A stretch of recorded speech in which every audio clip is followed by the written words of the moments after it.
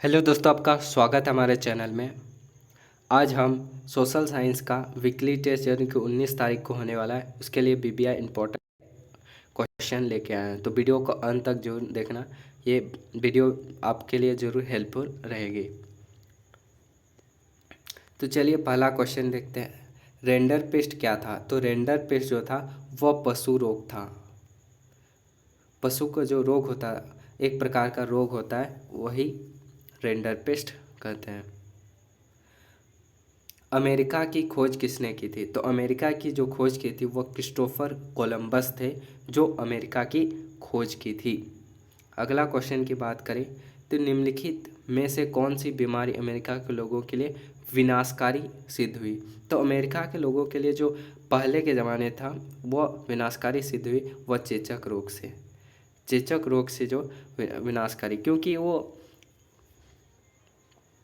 जो चेचक हुआ था उसके लिए दवाई नहीं बनाया था, मतलब तुरंत नहीं बना सका था, इसलिए विनाशकारी सिद्ध हुए थे अमेरिका में।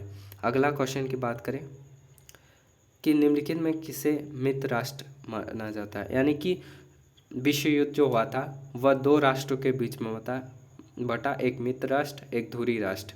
तो मित्र राष्ट्र वालों का देश आएगा ब्रिटेन, फ्रांस और रूस। ये नंबर्स का राइट आंसर हो जाएगा। अगला क्वेश्चन की बात करें, कार उत्पादन बढ़ाने के लिए हेनरी फोर्ड निम्नलिखित किस तरीका अपनाया गया? तो हेनरी फोर्ड जो है वो कार निर्माता बढ़ाने के लिए असेंबली लाइन असेंबली लाइन एक तरीका अपनाया गया था, जिससे कार उत्पादन बढ़ाता था हेनरी फोर्ड। अगला क्वेश्चन की बात करें कि प्रथम विश्व युद्ध कब हुआ था? तो प्रथम विश्व युद्ध जो हुआ था वह 1914 से 1918 के बीच में हुआ था। और द्वितीय विश्व युद्ध की बात करें तो 1939 से 1945 के बीच द्वितीय विश्व युद्ध हुआ था। प्रथम और द्वितीय विश्व युद्ध जरूर से याद रखिएगा। प्रथम विश्व युद्ध 1914 से 1918 के बीच में और द्वितीय विश्व युद्ध 1939 से 1945 के बीच में। होप आप समझे होंगे। अगला क्वेश्चन की बात करें, हेनरी फोर्ड नहीं, यहाँ पर फ्रोड होगा। हेनरी फोर्ड कौन था? तो हेनरी फोर्ड जो था वह कार निर्माता था, वह कार बनाता था। अगला क्वेश्चन की बात करें, गेट की स्थापना कब हुई थी? तो गेट की जो स्थापना हुई थी वो 1948 ईस्वी को हुआ था। आर्थिक मंदी की शुरुआत कब हुई थी? ये जरूर से याद रखिएगा, ये इम्पोर्टेंट होने वाला बीबीआई। तो आर्थिक मंदी की जो शुरुआत हुई थी वह हुई थी 1929 ईस्वी में। 1929 ईस्वी में आर्थिक मंदी शुरुआत हुई थी। 1929 ईस्वी में क्या हुआ था? आर्थिक मंदी की शुरुआत हुआ था। अगला क्वेश्चन की बात करें, अमेरिका में ब्रिटेन वुड्स समझौता कब हुआ था? तो अमेरिका में जो ब्रिटेन वुड्स समझौता जो हुआ था वह 1944 ईस्वी को हुआ था। 1944 ईस्वी को क्या होता? ब्रिटेन वुड्स समझौता हुआ था। अगला क्वेश्चन की बात करें कि मानव अधिकार दिवस किस दिन को मनाया जाता है? आप लोग जानते होंगे कि मानव अधिकार जो दिवस जो मनाया जाता है वह 10 दिसंबर को मनाया जाता है। 10 दिसंबर को क्या मनाया जाता है? मानव अधिकार दिवस मनाया जाता है। जरूर से याद रखिएगा। अगला क्वेश्चन की बात करते हैं हम लोग, अमेरिका के किस क्षेत्र को सोने का शहर कहा जाता है? तो अमेरिका में जो एल डोरोडो एल डोरोडो है वह सोने का क्षेत्र नहीं, सॉरी, सोने का शहर कहा जाता है। अगला क्वेश्चन की बात करें, महामंदी का समय अवधि क्या था? ये पहले पढ़ चुके हम लोग कि 1929 से 1930 के दशक के बीच में हुआ था। अगला क्वेश्चन है कि G77, ये इम्पोर्टेंट होने वाला है। G77 से आप क्या समझते हैं या किसे कहते हैं या क्या है? सेम क्वेश्चन है सभी। तो G70 से हम लोग समझते हैं विकासशील देशों का समूह। G77 क्या है? एक विकासशील देशों का समूह है, यानी कि डी आंसर हो जाएगा, विकासशील देशों का समूह। आप ऑब्जेक्टिव या सब्जेक्टिव में आए आप ये लिख सकते हैं, अगर सब्जेक्टिव में आए तो आप लिख सकते हैं विकासशील देशों का समूह को हम लोग G77 कहते हैं। या G77 क्या है, किसे कहते हैं, सब एक ही क्वेश्चन है और इसका जो आंसर हो जाएगा विकासशील देशों का समूह, इसका राइट आंसर हो जाएगा। अगला क्वेश्चन की बात करें, ब्रिटेन वुड्स व्यवस्था क्या थी? तो ब्रिटेन वुड्स व्यवस्था जो थी वह था युद्धोत्तर अंतर्राष्ट्रीय आर्थिक व्यवस्था। युद्धोत्तर आर्थिक व्यवस्था था ब्रिटेन वुड्स व्यवस्था। अगला क्वेश्चन की बात करते हैं हम लोग, भारत में आने वाले पहली 2 यूरोपीय जातियां कौन सी थी? तो भारत में पहले 2 यूरोपीय जाति जो थी वह था पुर्तगाल और डच। पुर्तगाल और डच जो था वह 2 यूरोपीय जाति थी जो पहली बार भारत में आया था। अगला क्वेश्चन की बात करते हैं हम लोग, 1890 के दशक में अफ्रीका के मवेशियों में कौन सी बीमारी बहुत तेजी से फैल गई? तो मवेशिया का क्या अर्थ है? यानी कि पशु। तो पशु में क्या हुआ था? रेंडरपिस्ट। रेंडरपिस्ट हम लोग पहला क्वेश्चन में ही जान चुके हैं। रेंडरपिस्ट क्या है? पशु रोग है। तो मवेशियों को कौन सी बीमारी थी? रेंडरपिस्ट, जो कि 1800 दशक में अफ्रीका में फैला हुआ था या तेजी से फैला हुआ था। अगला क्वेश्चन की बात करते हैं, आलू अकाल किस देश में हुआ? तो आलू जो अकाल हुआ था वह आयरलैंड देश में हुआ था। आयरलैंड देश में आलू अकाल हुआ था। आलू का अकाल जरूर से याद रखिएगा, आयरलैंड देश में हुआ था जो आलू का अकाल हुआ था। अगला क्वेश्चन हम लोग का, किस देश में मक्का के आयात पर पाबंदी लगाने के लिए कॉर्न लॉ पारित किया? कॉर्न लॉ क्या था? जो मक्का के आयात को पाबंदी लगा से, यानी कि आयात से पाबंदी लगा जाए, तो वह था ब्रिटेन। ब्रिटेन जो है वह कॉर्न लॉ पारित कर दिया था जिससे मक्का के आयात पर पाबंदी लगा सके। अगला क्वेश्चन देखते हैं हम लोग का, कि निम्नलिखित में से कौन सा उस कृषि प्रणाली को दर्शाता है जिसमें एक ही फसल लंबे चौड़े क्षेत्र में उगाई जाती है? तो उसे हम लोग कहते हैं रोपण कृषि। रोपण कृषि हम लोग कहते हैं जो उस कृषि प्रणाली को दर्शाता है जो एक ही फसल पर लंबे चौड़े, एक ही जगह पर लंबे चौड़े जो उगाए जाते हैं, हम लोग को वही रोपण कृषि कहते हैं। और एक देख लीजिए स्थानांतरण कृषि और या घुमतू कृषि भी कहते हैं। ये भी समझ लिए, ये क्या होता है? जो घुमतू कृषि या स्थानांतरण कृषि वह खेती होता है जो घूम घूम कर किया जाता है, घूम घूम के जंगल में किया जाता है। यानी कि एक जगह में जंगल घूम घूम के एक जगह में किया जाता है, एक जगह में मतलब लकड़ी वकड़ी काट करके एक जगह में उस जगह को फिर बोया किया जाता है। उसके बाद हो गया तो उसको उस भूमि को छोड़कर फिर दूसरा जगह में फिर उसी प्रकार अलग जगह में बुआई करते थे और उसी प्रकार कृषि करते हैं। तो मान लें, यानी कि स्थानांतरण कृषि मतलब एक जगह से नहीं टिक कर दूसरा जगह, एक बार इस जगह एक बार दूसरा जगह, इस प्रकार कृषि को हम लोग स्थानांतरण कृषि कहते हैं। होप समझे होंगे। अगला क्वेश्चन है, इनमें से कौन सी रबी फसल है? तो रबी जो फसल है वह चना है। बाकी सब आपका चावल आपका खरीफ फसल में आ जाएगा, कपास आपका आ जाएगा, गेहूँ आपका आ जाएगा रबी फसल में, सॉरी खरीफ फसल में। और एक फलदार फसल की बात करें, फलदार फसल में आपका दालें आ जाएंगे, दालें आपका आ जाएंगे।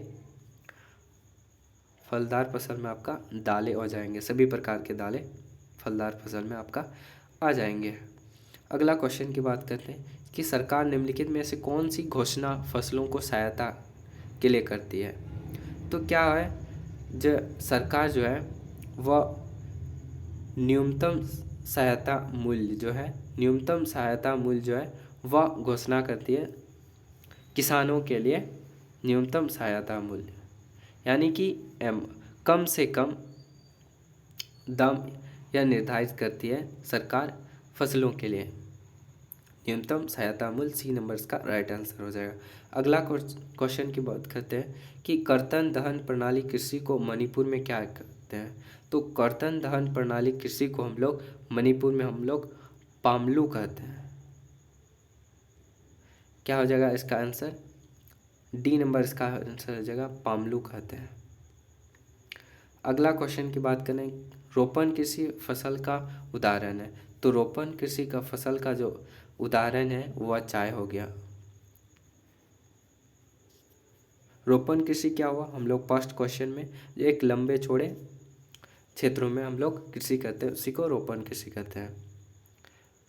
अगला क्वेश्चन की बात करते हैं, भारत में चाय का प्रमुख उत्पादक राज्य क्या है। तो आप लोग सभी जानते हैं चाय का प्रमुख उत्पादक राज्य जो है वो असम हो जाएगा। बी नंबर इसका राइट आंसर हो जाएगा। अगला क्वेश्चन की बात करते हैं हम लोग कि रबी फसल का उदाहरण नहीं है। तो रबी फसल का जो उदाहरण नहीं है वह हो गया चावल। चावल जो है वह रबी फसल का उदाहरण नहीं है। बाकी सब जो है गेहूं हो गया, चना हो गया, सरसों जो है वह रबी फसल है। रबी फसल है। रबी फसल में क्या आ जाएगा, गेहूं आ जाएगा, चना आ जाएगा, सरसों आ जाएगा। और खरीफ चावल जो है वह जरूर से याद रखिएगा, यह एक खरीफ फसल है।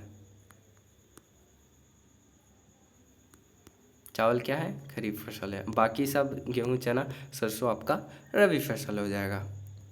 निम्नलिखित में से कौन सा फसल रेशेदार फसल नहीं है बोला है। तो रबर जो है वह रेशेदार फसल नहीं है। बाकी सब जूट हुआ, सन या पटसन बोलिए, कपास जो हो गया वह रेशेदार फसल होता है।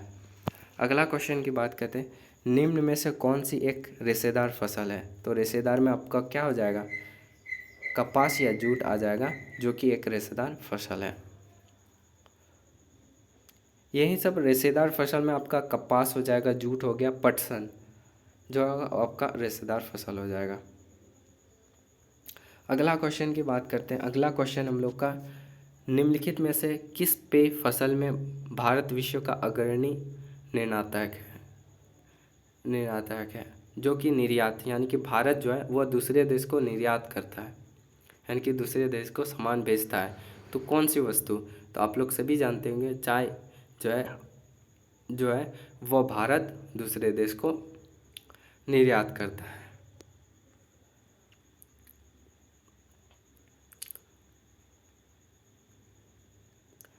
अगला क्वेश्चन कि रेशम उत्पादन के लिए कौन सी रेशम के कीड़ों को पालना क्या कहलाता है। तो रेशम के कीड़ों को पालना जो हम लोग कहते हैं वह हम लोग सेरीकल्चर कहते हैं। क्या हो जाएगा, बी नंबर सेरीकल्चर। अगला नंबर क्वेश्चन की बात करें, झारखंड का गठन कब हुआ था। आप लोग सभी जानते हो कि झारखंड का जो गठन हुआ था वह 15 नवंबर 2000 ईस्वी को हुआ था। 15 नवंबर 2000 ईस्वी को हुआ था।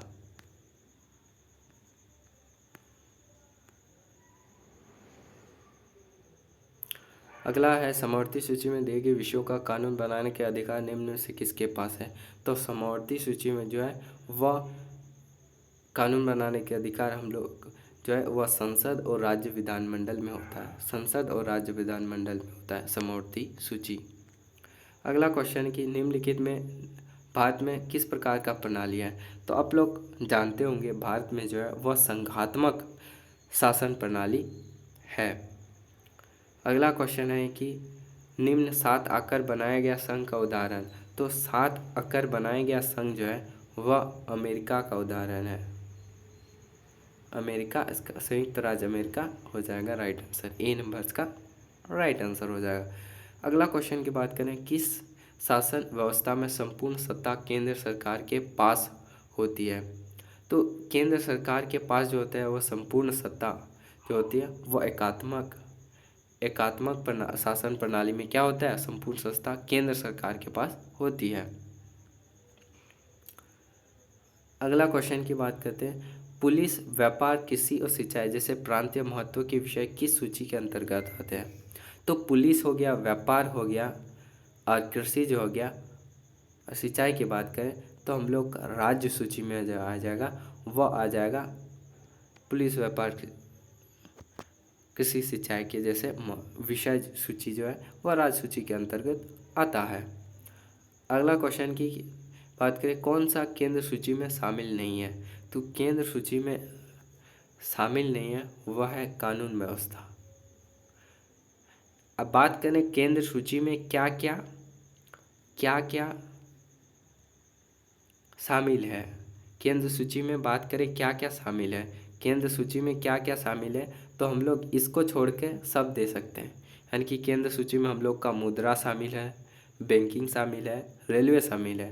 रेलवे हो गया, मुद्रा हो गया, बैंकिंग प्रणाली जो है वह केंद्र सूची में शामिल है। और जो नहीं है, केंद्र सूची में शामिल नहीं है, वह है कानून व्यवस्था। ये नंबर इसका राइट आंसर। केंद्र सूची का उदाहरण भी देख लिए, राज्य सूची का उदाहरण भी देख लिए। अगला क्वेश्चन की बात करें, समवर्ती सूची के किस विषय पर केंद्र और राज्य के बीच विवाद होने पर किसका कानून लगा होता है। तो देखो, केंद्र और राज्य के बीच कोई विवाद होता है तो हम लोग जो है वह केंद्र सरकार कानून लागू कर सकता है, यानी कि केंद्र सरकार मान्य होगा समवर्ती सूची में। तो केंद्र सरकार कानून लागू कर सकता है अगर केंद्र और राज्य के बीच विवाद हुआ तो। अगला क्वेश्चन की बात करें, भारतीय संविधान द्वारा शक्तियों का विभाजन कितने सूचियों में किया गया। तो भारतीय संविधान द्वारा शक्तियों का विभाजन जो है वह तीन सूचियों के में किया गया। तीन सूची क्या क्या है, एक हो गया राज्य सूची, एक हो गया केंद्र सूची और एक हो गया समवर्ती सूची। अभी हम लोग डिस्कशन किया आगे में, पीछे में। अगला क्वेश्चन की बात करें कि अवशेष विषयों पर कानून बनाने के अधिकार निम्न में से किसके पास है। तो अवशेष विषयों में जो कानून अधिकार जो होता है वह संसद के पास होता है। किसके पास होता है, वह संसद के पास होता है कि अवशेष विषयों पर कानून बनाने का अधिकार। अगला क्वेश्चन की बात करते हैं कि ग्राम पंचायत की बैठक की अध्यक्षता कौन करता है। तो ग्राम पंचायत में बैठक की अध्यक्षता जो करता है वह सरपंच करता है। 3 नंबर्स का राइट आंसर होगा। होप वीडियो आप लोग अच्छा लगा होगा। अगर अच्छा लगा तो वीडियो को जरूर से लाइक से सब्सक्राइब करिएगा। मिलते हैं अगले वीडियो में, तब तक के लिए जय हिंद।